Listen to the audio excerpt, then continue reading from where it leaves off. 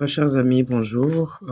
Je suis au boulot, mais quand même, l'actualité nous exige quand même de commenter un peu, parce que nous avons suivi, l'Église catholique s'est prononcée par rapport à la CENI, par rapport aux élections.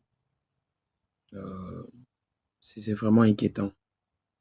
C'est vraiment inquiétant parce que ce sont des gens qui ont beaucoup de relations, qui connaissent ce qu'ils font et qui ont des gens à l'intérieur de la CENI qui leur disent des choses et lorsqu'ils se prononcent comme ça, c'est vraiment inquiétant. C'est vraiment inquiétant. Un pays où euh, le président de la CENI, il est dans le doute. Il s'est dit les élections peut-être n'auront pas lieu à la date prévue. Euh, Sincèrement parlant, si c'était moi, j'allais démissionner. J'allais simplement laisser. Peut-être il y aura quelqu'un d'autre qui viendra avec une autre idée de faire organiser les élections dans la date prévue par la Constitution. Mais le monsieur, il s'entête comme un bon Congolais, euh, qui s'accroche au pouvoir, qui s'accroche à tout, qui veut mourir coûte que coûte et tenir là où il ne faut pas tenir. C'est vraiment malheureux de voir que nous avons nous avons ce genre de dirigeants à la tête de nos institutions, surtout la CENI, qui devait être impartiale, qui devait être une institution où les gens sont vraiment intègres, sont vraiment des gens de bonne foi et de confiance, mais malheureusement, ce n'est pas le cas. Bon, euh, c'est un temps, ça va passer. Beaucoup de pays ont commencé comme ça, et puis après, bon, ils ont reçu des élites à la tête. Mais cela ne nous empêche pas aussi de commenter un peu ce qui se passe dans les campagnes et tout ça. Je viendrai à M. Félix après, parce que lui, là, il voit de toutes les couleurs, je vous dis, il voit de toutes les couleurs. À sa place, il devait se rendre compte et essayer un peu de faire un meilleur culpa. Et en tant qu'humain, des fois, écoutez, on est des êtres humains. On est des êtres humains. Je ne vois pas des gens vous dire, en fait, parlons en termes des parents. Un enfant qui se permet de dire que non, papa, aux Amoïbi, papa, Naza Nanzala, papa, Nazaboui. Euh, Sincèrement, en tant que parent, moi je suis parent, je serais interpellé et faire une petite pause et dire que non, moi, j'ai courage. Prends le courage de me dire des choses en face, ça veut dire il y a quelque chose qui ne va pas. Il y a quelque chose qui ne va pas. Mais du fait que le pouvoir rend des gens aveugles, il rend des gens sourds et muets, ils continuent, ils pensent comme les gens comme le Vital Kamere, continuent de dire président, préso, ça bien, Kubanganate, ils ont bien tox. Des gens comme Bemba, Obazazi Massimanae, des gens comme Bahati Lukobo, comme Mboso, yeah, c'est vraiment pénible, Mawa, c'est ça Mawa.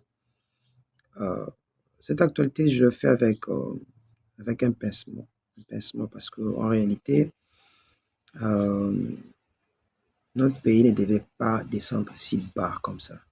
En plein XXIe siècle, au moment où les autres essaient d'avancer positivement, mais nous avançons négativement. C'est simplement les bêtises qui avancent. Je viens de voir une vidéo là, M. Liao, ministre de la fonction publique, en train de danser, Tata Mobimbaye, Tata Mobimbaye, patati patata. Il n'y a plus de hommes d'État dans notre pays. Il n'y a plus de hommes d'État. Je ne suis pas contre. Moi, je danse. J'ai aussi mes sentiments, tout ça. Mais il y a un niveau, lorsqu'on arrive à ce niveau-là, il y a beaucoup de choses qu'on ne fait pas. C'est comme en anglais, on appelle ça swap. Swap veut dire on fait l'échange. On prend sa vie privée, ses sentiments, on les garde, on met le costume plutôt d'un homme d'État. Ça veut dire, devant les gens, il faut se faire responsable, faire respecter, donner un exemple. Donc, c'est un peu ça. J'ai suivi aussi Monsieur Martin Fallou qui a lancé sa campagne des soutiens en dollars. Bon, je ne sais pas si c'est une campagne, c'est quelque chose, c'est une campagne masquée, ça veut dire qu'il voulait que les gens contribuent à $1 pour sa campagne. Je ne sais pas, peut-être le moment n'est pas récolte des recettes de campagne, ça se fait avant la campagne. C'est pas pendant la campagne qu'on fait les récoltes. Tu as déjà commencé, comment tu t'es retrouvé, faire une campagne, il n'y avait pas de financement, entre parenthèses, je ne sais pas. Et le matin, j'ai une nouvelle venant des journalistes du média disant que non, euh, il a de précisions que M. Martin Fayulu est en train de négocier la primature. En train de négocier la primature. C'est pour cela ils ont créé ces histoires-là d'aller traduire la CENI en justice pour, euh, pour repousser les élections. À ce moment-là, il y aura transition, donc il sera Premier ministre.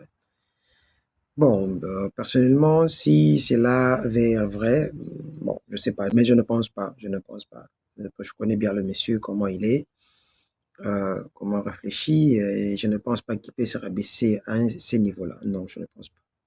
Je ne pense pas.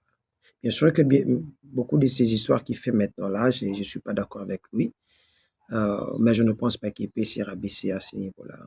Non, c'est vraiment, sincèrement, c'est un faux débat. Et grave encore, je suivi Monsieur Chani qui parle de voyage, qui a fait le voyage dans beaucoup de provinces. Il a constaté qu'il y a ça ne va pas. Moi, je dis, il fait une campagne électorale ou bien il fait un voyage de tourisme, de tourisme. Il y a des gens qui doivent être sérieux dans la vie. Vous devez être sérieux, sincèrement. Il faut être sérieux. Comme j'ai encore regardé un monsieur comme Constant Moutamba, un jeune qui s'est dit bloqué, je ne sais pas moi où, parce que les avions, tout ça. Messieurs, on ne vit pas dans la politique pauvre, messieurs. Quand tu fais la politique, tu dois avoir voir. D'ailleurs, il y a une chose que beaucoup de gens ne le savent pas. La politique n'est pas une fonction. La politique, c'est une carrière. Il ne faut pas venir pauvre. Il ne faut pas venir travailler dans la politique. Non, ce n'est pas une fonction. Beaucoup de gens pensent ça. Non, non, non. Je ne suis pas d'accord. Si quelqu'un veut me contredire, qui lance un débat avec moi, la politique n'est pas une fonction, c'est une carrière. Parce que tu verras jamais dans ton diplôme, disons, dans ton passeport, dans ton identité, qu'on écrit fonction politicienne. Non, il n'y en a pas. C'est pour cela beaucoup d'entre eux, après avoir fini leurs universités, ils se lancent dans la politique parce qu'ils savent que non, là-bas, à Koujombon facilement. C'est ça. Ma dernière intervention, c'était plus par rapport à M. Félix. Je rêvais encore à lui. Je rêvais encore à lui, Monsieur Félix, Monsieur Félix, Monsieur Félix. Messieurs, c'est pas encore tard, messieurs. Tu as fait ton 5 ans, c'est fini. Tu as assez amassé beaucoup d'argent, tu as assez récupéré. Enfin, je ne dirais pas volé, je n'étais pas là. Tu as récupéré beaucoup d'argent.